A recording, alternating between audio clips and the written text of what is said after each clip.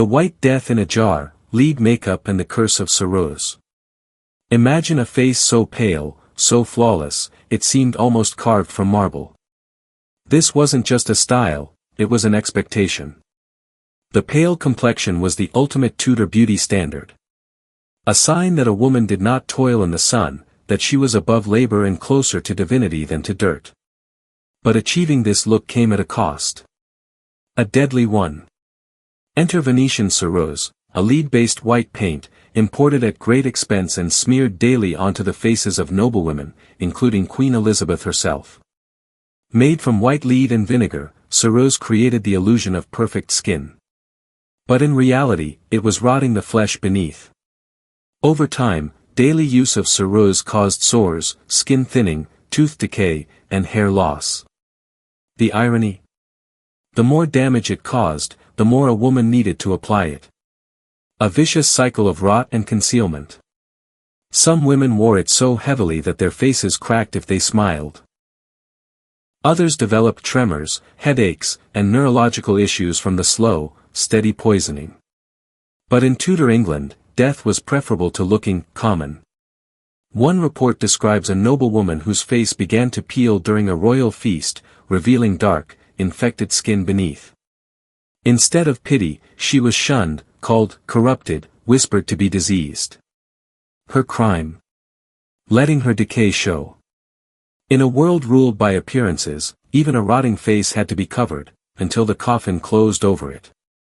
The plucked and the damned, eyebrows, foreheads, and hairline torture. Modern beauty routines are nothing compared to the slow torture of the Tudor brow.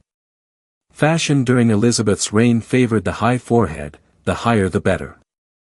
It signified intelligence, nobility, and an angelic appearance. But unlike high cheekbones or long legs, this was not a gift of genetics. It was a battlefield won through pain. Women plucked, not just their brows, but their hairlines. Yes, you read that right. Hair was yanked from the forehead, strand by strand, sometimes an inch or more into the scalp.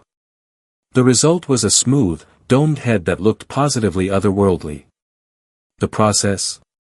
Brutal. Some used tweezers, others applied a resin or tar-like substance that, when dry, ripped hair from the roots upon removal. Infection was common. So were open sores.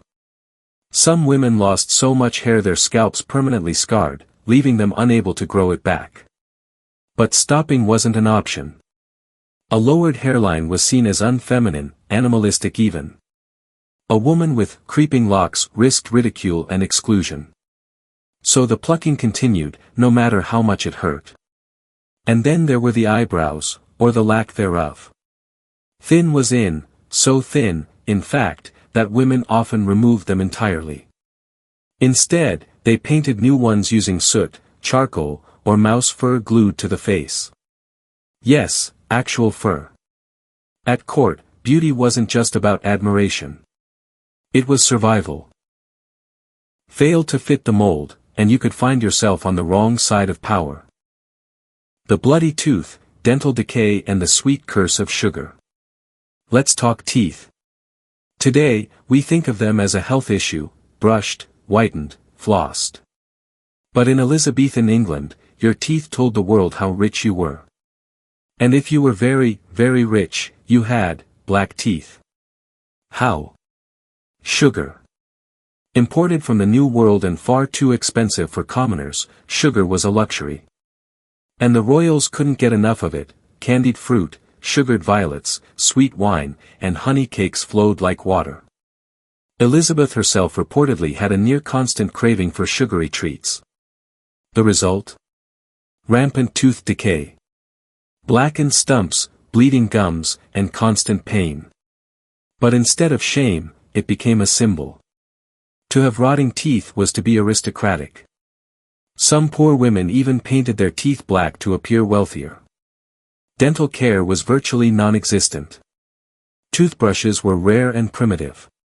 Tooth powder was made from crushed bone, salt, or even brick dust. Dentists, if they existed, were more like torturers. Extractions were done with pliers, no anesthetic, and infections often followed.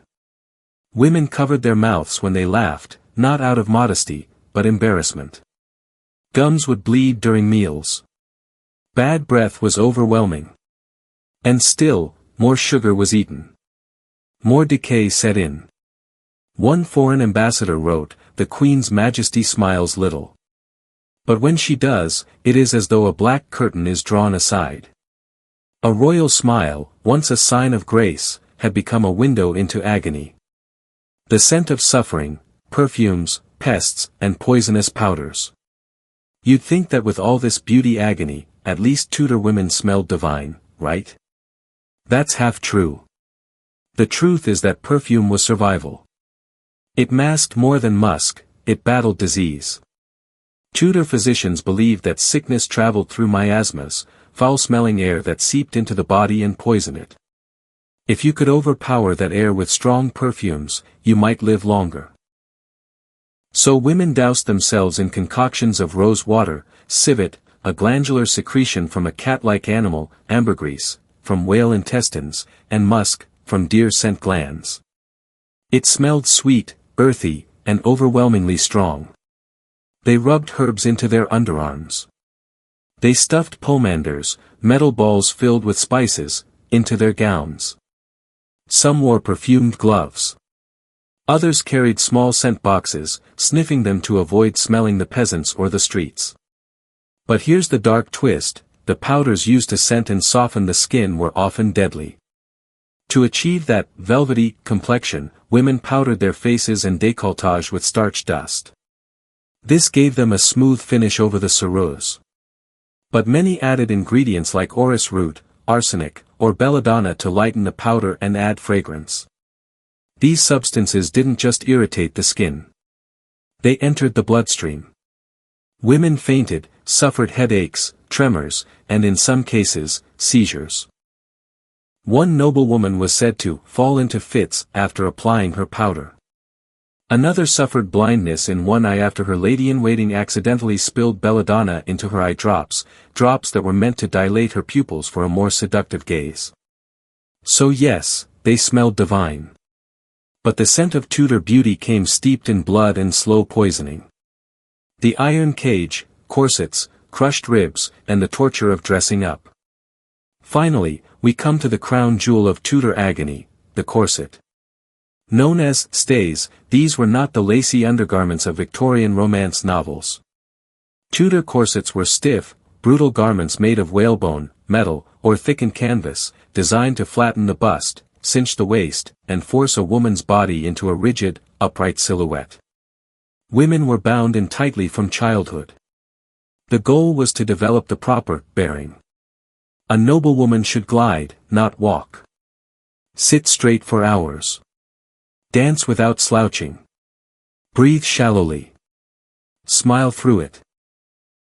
But beneath the gowns, the damage was real. Ribs were bruised, even cracked. Organs shifted. Digestion was impaired. Women fainted often, so often that fainting couches were standard furnishings. One girl reportedly vomited blood after her corset laces were pulled too tight during a festival. Another died from infection after her skin split beneath a rusty busk, the stiff central piece of the corset. The worst part? The tighter the corset, the more beautiful the woman was said to be. Men praised it. Mothers enforced it. And women endured it, because their future, marriage, inheritance, survival, depended on appearing perfect. And let's not forget the gowns themselves, heavy, layered, and loaded with embroidery and jewels. A full ensemble could weigh over 30 pounds. Just walking in it was an ordeal. Sitting, eating, dancing, it was like being trapped in a jeweled cage. And yet, they smiled. They twirled. They stood for hours at court, balancing etiquette with agony. The mask behind the crown. So the next time you see a portrait of Queen Elizabeth, with her flawless white skin, towering red hair, and resplendent gown, look again. See the lead quietly eating away at her face. The cracked teeth beneath her pursed lips. The iron corset digging into her ribs.